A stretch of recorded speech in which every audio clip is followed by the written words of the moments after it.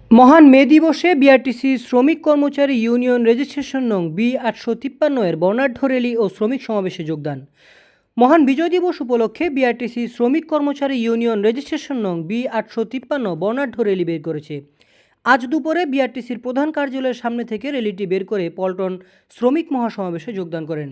এ সময় নেতাকর্মীরা বিআরটিসিকে রাজস্বভুক্ত করতে হবে দাবি জানিয়ে বাংলাদেশ সরকারের প্রধানমন্ত্রী তারেক রহমান বরাবর 14টি দাবি দ্রুত বাস্তবায়নের জন্য বিশেষভাবে অনুরোধ জানিয়েছেন। 2017, 18, 19 সালের বকেয়া বেতন ভাতা পরিশোধ করতে হবে। পে স্কেলে 2015 সহ সকল বকেয়া এরিয়া বিল পরিশোধ করতে হবে। চালকদের ঝুঁকি ভাতা দিতে হবে। সকল শ্রমিক কর্মচারীদের জন্য দুর্ঘটনা তহবিল করতে হবে।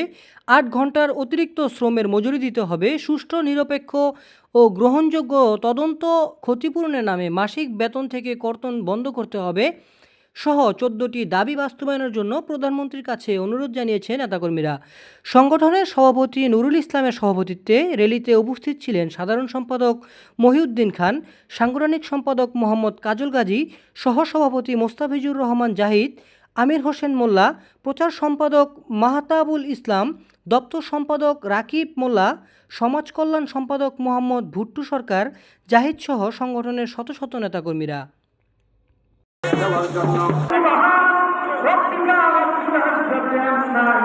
একজন চালক দুর্ঘটনার শিকার হতে পারে, এই মন মাসে চিন্তা ভাবনা নিয়ে হবে না।